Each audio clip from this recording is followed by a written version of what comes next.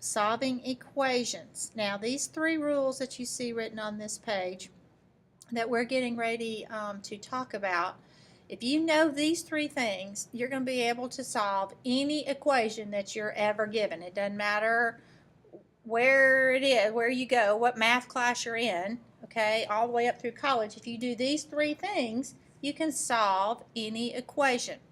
Number one, most important, is your goal is to get the variable by itself. I want the variable on one side of the equation or one side of the equal sign by itself. I don't want anything over there with the variable. I want it by itself.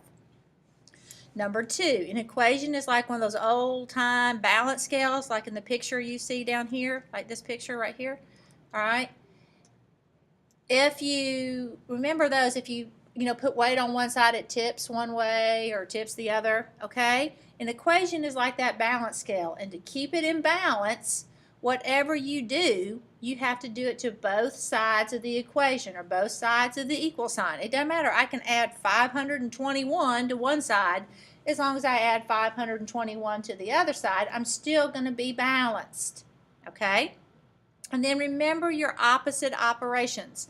Addition and subtraction are going to undo each other. Multiplication and division undo each other. For example, what do I mean by that? Well, if I start with, let's say I start with 3, okay, and then I add 4, and then I turn around and subtract 4, what am I going to end up with? Well, 3 plus 4 is 7. 7 minus 4 is 3. So adding 4 and subtracting 4 basically just negated each other, undid each other, makes them not important. So again, just addition and subtraction are going to undo each other. Multiplication and division are going to undo each other. All right, now you're going to see why these are important. Let's look at some examples. All right, look at this one. It says solve x minus 4 equals negative 3. So x minus 4 equals negative 3. Now, what was my goal number 1? It was to get the variable by itself. Okay? What's over here with my x? A minus 4. Now, remembering rule number 3 that I told you, what could get rid of subtracting 4? Adding 4. And remembering rule 2, I can add 4 to this side as long as I come over here and add 4 to this side of the equation. Okay? I can do that because as long as I do it to both sides, it doesn't change anything. So over here, this minus 4 and that plus 4 cancel each other out, leaving me with x. All right, and then over here, I've just got to add. What's a negative 3 plus 4? Well, adding with unlike signs, so I subtract and take the sign of my bigger, and it's going to give me x is equal to 1. Now, here's the good news. Look up here. It says check your solution. There is no excuse to ever miss one of these problems on a test or a quiz, because you can check every one of your answers and you can know if you've got them right or not. To check it, all I do is take my answer right here, x is equal to 1, and plug it back into my original equation and see if it's true. Is 1 minus 4 really equal to a negative 3? Well, that becomes 1 plus a negative 4, which does equal a negative 3, so I know I have done it correctly. If this comes out where it's something that's not true, that is not equal, then you know you've made a mistake and you've got to go find where you made your error. Okay? And then notice this says graph it on a number line. This is just getting you used to graphing. For next year, you'll be doing a lot of graphing. But all I want you to do on this, if it tells you to graph, is take your answer. You need to have your answer and then one number on either side of it at least on your number line. And then all you got to do is put a dot. This is the easy part right here. Just put a dot over your answer. Not hard to graph. Okay? All right, let's look at another example. Here we go. Solve a negative 8.4 equals n minus 6.1. Okay, again, does it make any difference if I've thrown decimals in there? No, it's the same thing. Still the same basic rules for solving an equation. I want to get the variable by itself. In this case, I need the n all by itself on one side of the equal sign. Now, in this case, the n's over on the right-hand side. Does that matter? No, it doesn't matter if it's on the right or the left. I just need it by itself. I've got a minus 6.1. What's going to undo subtracting 6.1? Adding 6.1. So I'm going to add 6.1 to both sides. Because remember, I can do anything I want to the equation as long as I do it to both sides. So over here, the minus 6.1 and the plus 6.1 cancel each other out, leaving me with n. And now I've got a negative 8.4 plus a positive 6.1. I'm adding with unlike signs, so what do I really do? I'm really going to subtract. So I get 2.3, and then I can take the sign of my larger number. In this case, it's going to be a negative 2.3. Again, you're going to have to check your solution. And yes, I am going to make you check every one of them. Okay? It's just going to be part of that's going to be part of the point. So on every test, every quiz, you're going to have to check them. So you might as well get used to it and practice doing it that way on your homework.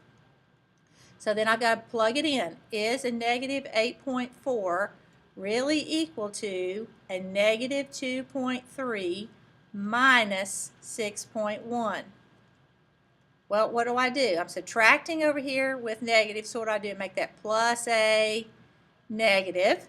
So is a negative 8.4 really equal to what's adding with like sign, so I just add and keep the sign. So that is going to be a negative 8.4. So yes, that checks. Again, if you ask you to graph it on a number line, this is the easy part. Just do your number line. My answer was a negative 2.3. So maybe I'm just going to do like right here, negative 2, negative 3. I guess maybe I ought to, well, this will be all right. And negative 4 and negative 2.3 is just going to be barely past the negative 2. And you could mark that if you wanted to with your 2.3, but for right now, that's sufficient for me on graphing those on a number line. Okay? All right, look at this next one.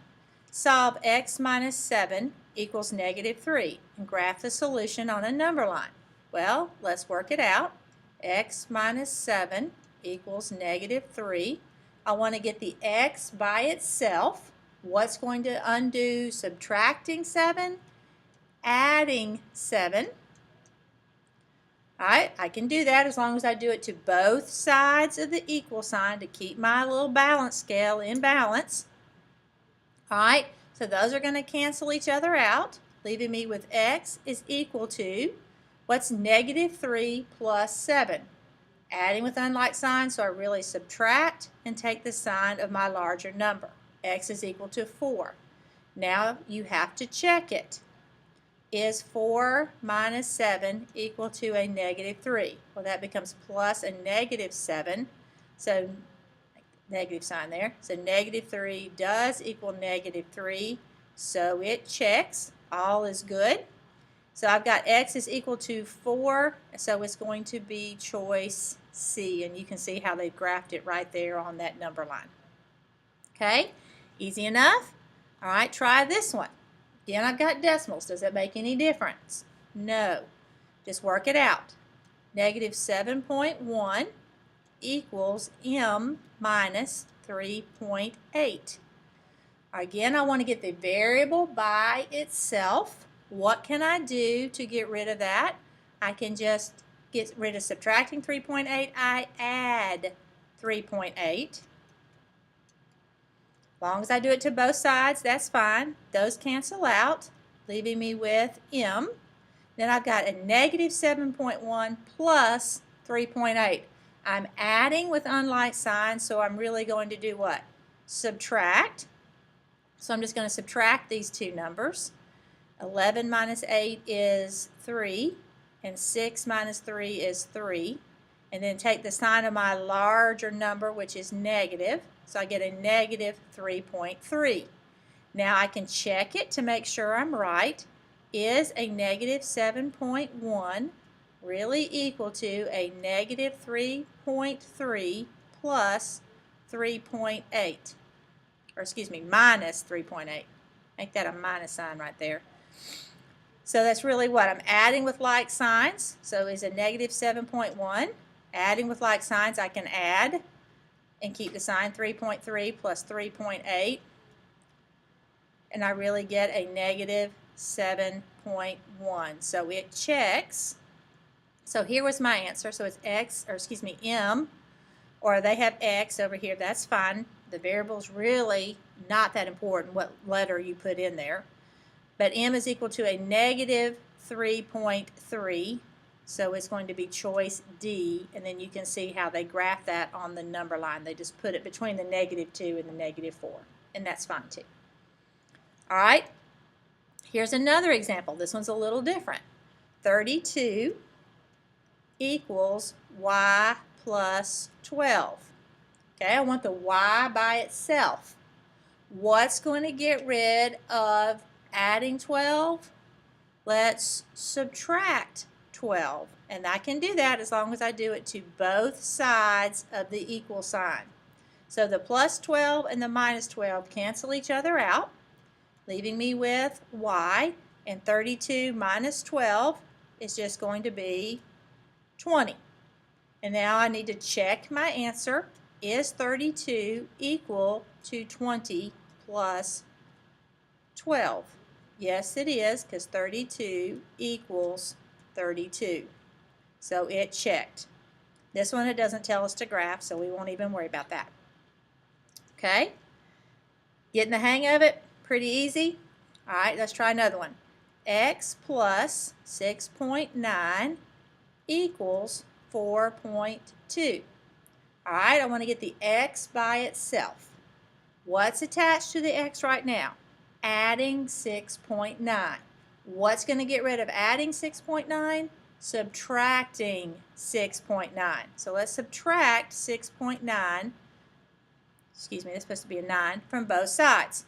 Over here, those cancel each other out, right? That's why I chose that, leaving me with an X. Now I have 4.2 minus 6.9. I may write this going just like this because it might be easier for you to see. Minus 6.9. What have I got to do here now? I've got to do what? Make that plus a negative. Okay? And then I'm adding with unlike signs, so what am I really going to do? I'm really going to subtract, so I'm just going to come up here on the side, 6.9 minus 4.2. And I'm going to get 2.7 and take the sign of my larger number, so I get a negative 2.7. Okay, like on all your problems, you have to check your work. All right, is a negative 2.7 plus 6.9, does that really equal to 4.2? Well, what am I doing over here on this side? I'm adding with unlike signs, so I really what? Subtract. So it's 6.9 minus 2.7. Take the sign of my larger number, which is positive, so 4.2 equals 4.2, and I can verify that I have done it correctly. Again, there's no excuse to miss one of these on a test or a quiz, okay? Because you can always check your answer. So there's the good news. All my people that like to make hundreds, everybody should be able to make 100. No problem, because you're going to know if you've got them right or not before you ever turn in that test. All right, so 14 is equal to t plus 5. I want the t by itself. What's going to get rid of adding 5? Subtracting 5. So I'm going to subtract 5 from both sides. Those cancel out. 14 minus 5 is equal to 9. So 9 is equal to t. Check your work. Does 14 really equal to 9 plus 5? Yes, it does. So it checked, and I have the answer C, choice C. 9 is equal to t. Okay? All right, let's see. I'm going to jump down here to this last one. It says, write and solve an equation to find the expected height of the Freedom Tower, which is being built at the World Trade Center site in New York City. The Sears Tower in Chicago is 1,450 feet tall, which is 326 feet lower than the expected height of the Freedom Tower. So it wants you to write an equation. Here's what I want you to do. We're going to do a whole lesson on this towards the end of the chapter. But anytime you're doing this, I want you to stop first thing and tell me what your variable stands for. What am I looking for? So I'm going to use my variable, just going to use x. You can use whatever letter you want to. Okay, I'm defining my variable. We talked about that before. But what am I looking for? The expected height of the Freedom Tower. So x is going to equal to the height of the Freedom Tower. Again, I'm sorry, I'm still writing on this little bitty pad and it's really hard to do, so forgive my handwriting. All right. Okay, so x is equal to the height of the Freedom Tower. All right, which is built where the World Trade Center is. Now, let's see what else we've got. The Sears Tower in Chicago is 1,450 feet, which is, so I've got 1,450 feet, all right, which is 326 feet lower than the expected height of the Freedom Tower. So what's that really mean? Well, 326 feet lower than the Freedom Tower. So if x is my Freedom Tower, 1,450 is going to be the Freedom Tower minus 326. There's your equation part. It said to write an equation. There's my equation part. Now it says to solve it. I want to get the x by itself. What do? I'm going to add 326 to both sides. Okay, what's going to undo subtracting 326? Adding, and I can add whatever I want as long as I do it to both sides. Those cancel out, leaving me with x, and then over here I've got 1,450 plus 326, and I can just add those. So the expected tower, the Freedom Tower, is going to be 1,776, what? Ice cream cones tall? No, make sure you label it. It's going to be feet. And again, I expect you to check your work. You can come back up here and plug it in. 1,450, does that equal to 1,776 minus 326? Well, I can check that. 1,776 minus 326, 0,541. Yes, so 1,450 does equal 1,450. So I know I did it right. It checked. Okay, so let me go back up here one more time and just tell you, hold on, I'm scrolling up here. You have got to know those three rules.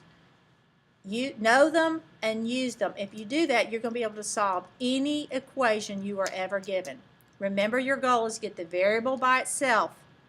An equation is like a balance scale. You've got to keep it in balance. You can do anything you want to. Just do it to both sides of the equation or both sides of the equal sign.